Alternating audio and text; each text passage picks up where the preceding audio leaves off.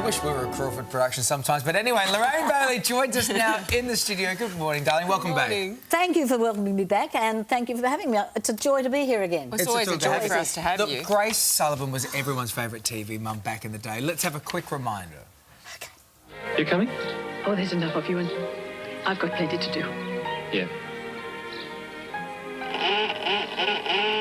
All right.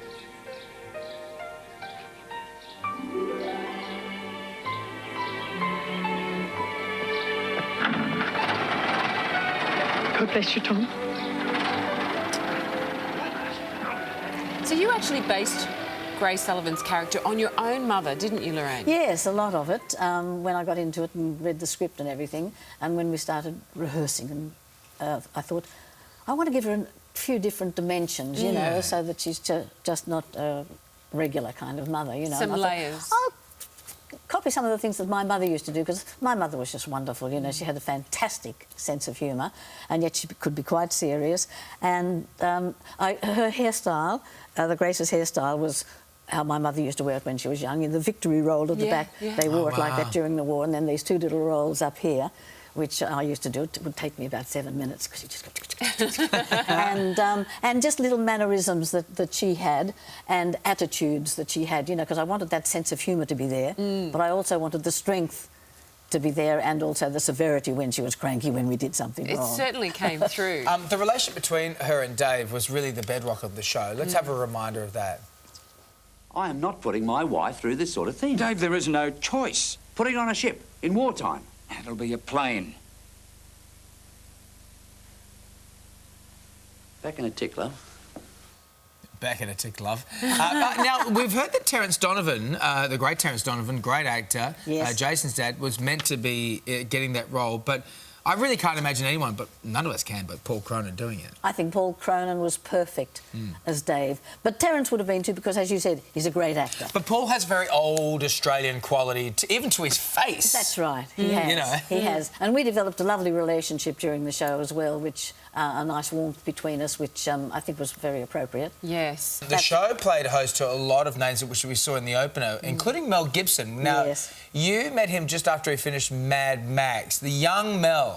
How was he back then? Did you think to yourself, oh, this boy's a star? Do you think he's just a roustabout? Yeah. No, you could tell, because he had a lovely, rich voice, and he was gorgeous to look at. But I remember just before they were shooting, John Barningham, who was one of the directors, invited me to his place for dinner, and there was Mel and Steve Bisley and David Stevens, who was a writer, and John Barningham and myself. And Mel and Steve were telling us about Mad Max. They're saying, oh, we've just come from this crazy movie, you know, no one's going to want to go and see this. And, of course, it was such a hit 2 and 3 times afterwards as well. Yes. Absolutely. And, of course, that started Mel on his path to superstardom. Yes. Yeah. And I found him to be a lovely, lovely guy, very down-to-earth, very well-mannered, a great sense of humour back then, which, of course, we found over the years in his movies. But I thought he was a really, really, really nice guy. Lorraine, fans were quite devastated when you left the show in 1979, but you did go out with a bang. Let's have a reminder. Oh, dear. What is it, John? I don't know.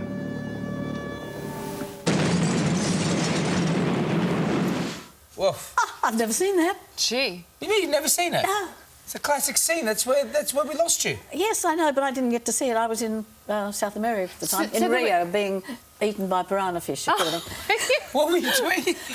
Truth, when I was away in South America for quite a while, and so Truth newspaper, that was a newspaper then, front page, it had a picture of me, and it had Sullivan star missing. You turn over the page, and in the story it's had possibly dead, probably eaten by piranha fish. Right. Amazing. I know. You look good for it, though.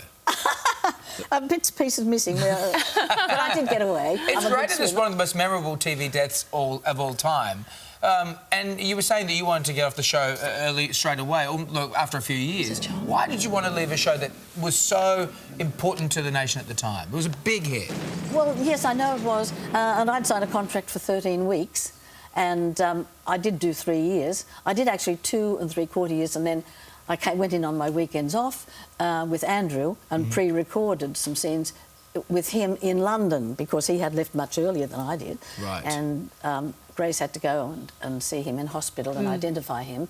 And I just, after 3 years, having come from theatre, I desperately wanted to do another play, and also I wanted a little bit of real life as opposed to REEL life, which, you know, I wasn't getting at that time because we used to work such long hours, you know. Yes. Yeah, of course. Many times would be 1 or 2 in the morning, and then you'd race home. And I can't go into a studio to do a scene unless I know my dialogue perfectly, you know, and that's because of the stage. So you'd go home and learn lines for the next day? I'd be in the kitchen learning, and sometimes I'd just have a shower and go straight back to the studio. Sometimes I would get 2 or 3 hours sleep, and if I was really lucky, I'd get 7 hours occasionally. 7 hours. Not often, but occasionally. So, you know, it was getting pretty...